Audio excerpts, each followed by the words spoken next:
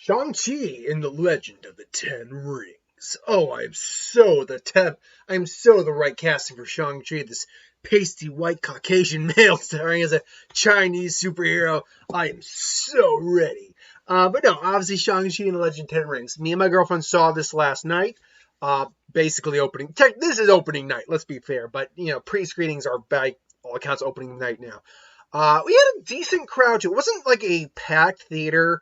I'm sure COVID obviously has a big portion to do with that. But I mean, we had a good, if I were trying to do this off memory, maybe 20 to 30 people and like a couple hundred, I mean, at minimum in the theater. So we had a decent crowd and plus there were multiple showings that night also.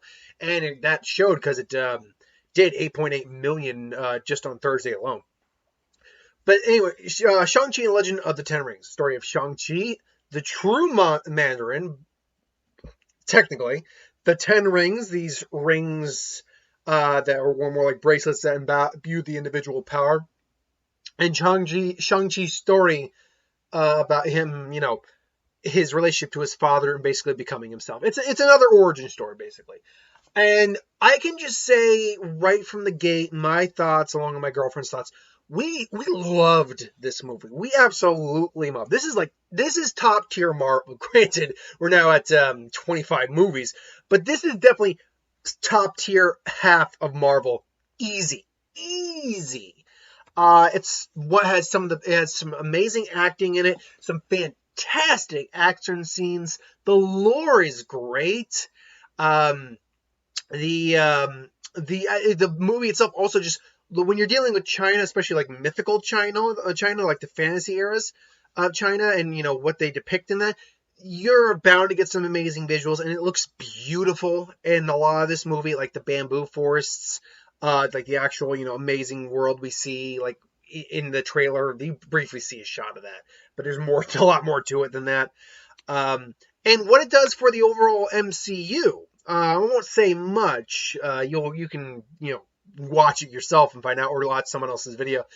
But there's two post-credit scenes, and both actually have some ramification on the MCU as a whole.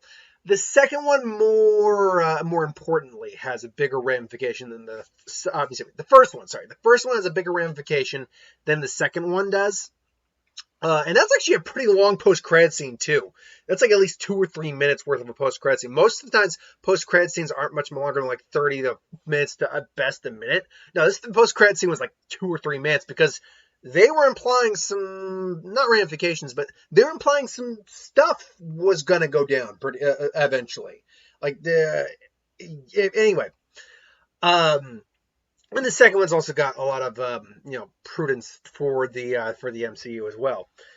But overall, still, like this, what really separates this from other origin stories, and really when we look at most MCU movies, when it's their first movie, Iron Man origin story, Captain America origin story, Thor is kind of an origin story.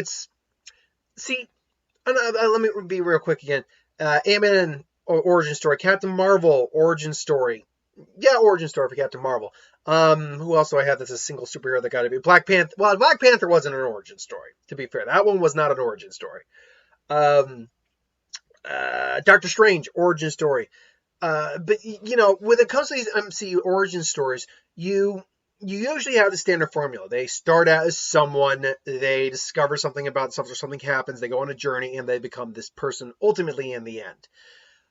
But with Shang-Chi, it's actually more akin to something like Thor and Black Panther, where they already exist as that person, but they're not the person they should be at that time. Thor is already Thor. He already has his powers and all that. But because he's still a spoiled guy, basically a spoiled prince, a spoiled brat, Odin's like, you're not worthy. No. Learn a lesson on Earth, and he learns a lesson and becomes more of the person he should be. Black Panther is already Black Panther and for the kind of forced-on Black King of Wakanda. But because a Killmonger comes in, it's a question of, is he really worthy of being the Black Panther or not?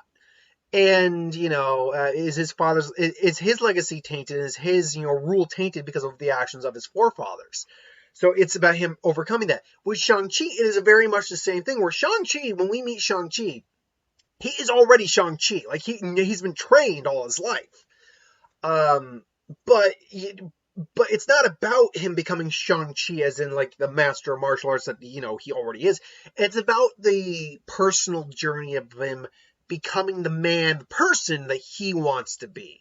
And what his relationship to someone like his sister is, or like his longtime friendship to Aquafina. Aquafina, by the way, I'm a little hit and miss on Aquafina. I liked her in I liked her as the voice of Raya in Raya the Last Dragon. I liked her in Ocean's 8. I've never seen, I think it's called The Farewell, and I've never seen Crazy Rich Asians, but she does strike me as a little hit and miss sometimes, at least for my take on humor. I know she's got that show on Comedy Central with Eileen from the Block or something like that. I can't remember it. And I liked her in Jumanji Next Level.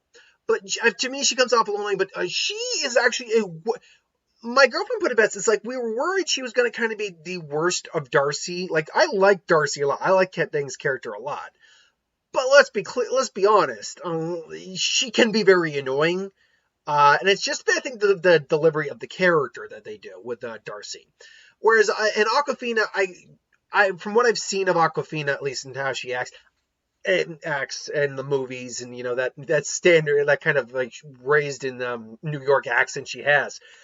There was a worry there, but she comes off as very likable, and she is even able to do the drama very well. Apparently, The Farewell is a good example of how well she can do drama. And she's not like a damsel in distress or anything like that. She actually is active in the movie. I mean, she's an emotional anchor for Shang-Chi, sure, but she is active in the movie. So I really appreciated that. Michelle Yeoh, always great to see Michelle Yeoh. There are I'm not going to say all of the character cameos that show up, because there's actually quite a few. But, I mean, the ones you do, there is that one in this trailer. There is the Wong Abomination fight, and you get to see that, and that's a lot of fun, particularly after the fact, but you kind of realize what's going on with that entire fight. It's actually really funny. But there's a couple other ones that I won't give away because they're actually really solid. Particularly one that involves a mythical creature also, affectionately known as Chicken Pig, and I'll leave it at that. Chicken Pig.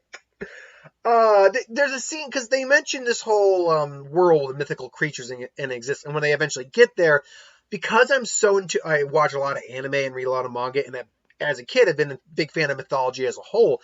And on the big side of the Japanese and Chinese mythology, I'm looking at all the creatures, and I'm like, I know what that is. I know what that is. I know what that is. Don't know what Chicken Pig is, but I know what that is. I'm like, yeah, this is awesome for me. Like, it's just so, it's really cool for me to like see that kind of stuff depicted. And again, it's visually, it's gorgeous to look at. It's just beautiful CGI. I mean, it's CGI, obviously, but it's beautiful CGI. And for the most part, I'm not thinking, oh, CGI, okay. No, I'm just thinking, like, this is just gorgeous to look at.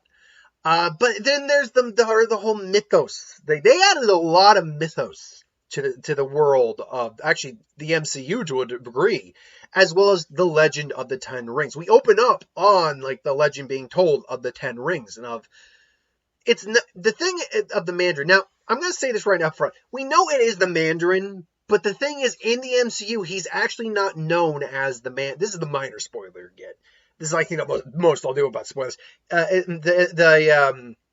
He's actually not known as the Mandarin. He actually has a conversation, and you see the brief bits of the dinner scene with Shang-Chi and his father. But he's actually not known as the Mandarin. He said he's been known as a lot, Conqueror, Warlord, some other things like that. But basically, they talk about Trevor and Killian, and how, they basically made up this, they used my 10 rings and made up this guy called the Mandarin. He had a fruit. They made the Americans so scared of an orange, and it worked. Like, we all got a good laugh on this. The film is a really great blend of humor, action, sci-fi fantasy awe, and drama. Like, there's some serious drama, particularly from something Long, Tony Long, basically the guy playing his Shang-Chi's father. And look, it goes without saying that MCU has not always been the best of their villains. In fact, like, for up until we got into like around 2000, I want to say 16, 17-ish, we really weren't getting a lot of good MCU villains. There was a couple. I mean, Loki was always up there. For my money, Red Skull's a decent one. I don't mind Ironmonger. I'm just thinking real quick off the top of my head here. The Dark Elves are notoriously suck. Winter Soldier himself was a decent villain at the time when he was a villain. Ronan wasn't the best, but you get my point. It's like there were some okay ones, nothing great, but then we got like Hela or Ego, Vulture, Thanos. I was a Killmonger. Then we started rolling them out, and then we would kind of go back into some not as good villains. The Kree, or Jude Law's character anyway. The Kree, think words here. Mysterio is kind of a weird gray area for me. I like Mysterio, but he's not the greatest one. Black Widow recently is a great example of weak villains. But the man, we'll call him the Mandarin for what it is. Shang-Chi's father, the Mandarin. Oh, this is a good villain. Ish, antagonist. I won't go into too much, but he's such a layered. My girlfriend even texted me. It's like, I can't get over how much I love this character. He was her favorite character. And he's fantastic. He really is. Like, this guy just carries like because he's thousands of years old, the Mandarin. The rings give him a lot of powers, and one of them is just longevity. And like this guy just you believe this guy has been around for a long time. He carries that authority. He carries that weight. He carries that experience. He carries that intimidation. Like, even without the rings, this guy with just looking at you when he gives like certain looks, like, you might not want to F with this guy. But then you get into what his motivation. I won't obviously say what it is, but what his motivation is. You realize that this man is just as human as anyone else. I won't give really anything away, but there is another antagonist villain in the movie. Technically speaking, Tony Leung is the main one, but he's technically not. It's a very weird tightrope kind of scenario we get here. And ultimately, what the Mandarin's arc actually is very real and kind of like very like it's a very human arc he has, despite how he may act and the actions he takes. And then we gotta talk about Simu Liu. I think that's the last part we gotta talk on, is Simu Liu. This guy, I've never watched Kim's Convenience. I know that's one of the big places he's from, and apparently Kim's Convenience is awesome. Apparently, I've never watched it myself. Maybe me and Carrie should get on that. Add that to the. My girlfriend should get on that. Add that to the list of things to watch. Kim's Convenience. Actually, what is Kim? Because I think it's on Netflix, isn't it? Let's see, Kim's Convenience. I want to just check real quick. Kim's Convenience. Okay, Kim's Convenience sitcom. Yes, it is on Netflix. Okay, so we can watch it, definitely. Yeah, like, I think I heard there was some backlash from China about Simu Liu, and if I remember correctly, what the actual backlash was, it was something very stupid. Like, he wasn't attractive enough to be a leading man. It was, if I remember correctly, I could be very wrong on that. I believe I did hear something about that somewhere. I'm like, that's bullshit. Because, hey, first off, okay, is he like a just to use a Brad Pitt, George Clooney, Hugh Jackman, kind of like a pretty boy, Ryan, all that kind of stuff? No, I would say that, but he's certainly a not bad looking guy anyway, but that's not what you need in a leading man or a leading woman or any leading star. You don't need them to be like the most drop-dead gorgeous person in the world. You don't even need them to be attractive. You just need them to be to fit the character and the role and what's required. And Simu Liu does that.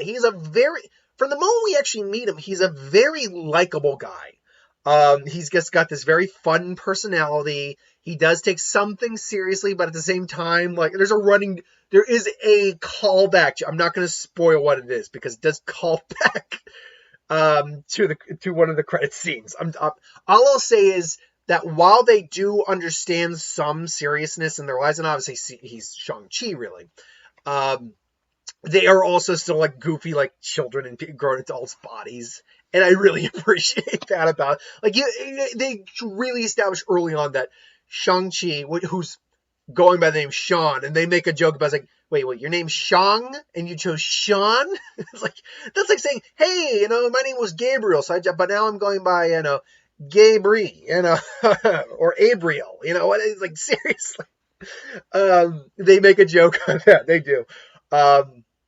You can really tell that they have a great friendship. But when he has to do, like, the action and actually really put on, like, the whole, like, I'm struggling with my internal drama stuff, no, he sells it. You can buy the hurt on his face when he has to think about his mother and the actions he had to take. Not against his mother per se, but to avenge his mother. Spoiler, yeah, the mother's dead. But they pretty much, they kind of allude to that in the trailer anyway. So that's the one other one. If you find that a spoiler, it's like, you ruined the movie for me, just to know that little fact. I am sorry. I really have not spoiled anything about them. Really, like, those are things you clearly could have basically gotten from the movie. That A, mom's dead, and B, well, okay, the Mandarin thing, I'll admit, that was a one little spoiler that isn't in the trailer that you wouldn't have gleaned, but it's not relevant overall to the overall story, so don't worry about it. But yeah, it's like when he's talking about his mom and, like, what his dad put him through, he really sells the drama of it. But he also sells the action. Like, it's clear, unlike someone like, I don't know, I can't remember the guy who played Danny Rand in Iron Fist, who, from what I found out recently, like in like last couple of weeks, apparently didn't really want to train. I'm like, you're playing the Iron Fist and you don't want to train? Oh, you better be good at acting then. And he wasn't a bad actor, just the series did not lend itself to his talents very well. Yeah, no, it's clear that he, obviously he's probably not like an actual true martial artist per se, but he clearly put in the effort to learn the choreography to train enough to be able to do his choreography without too much issue. And it shows, like this is some of the best action, not in the MCU in a long while. I wouldn't say it's the best action. Like the Winter Soldier has some really solid hand-to-hand fighting scenes as well.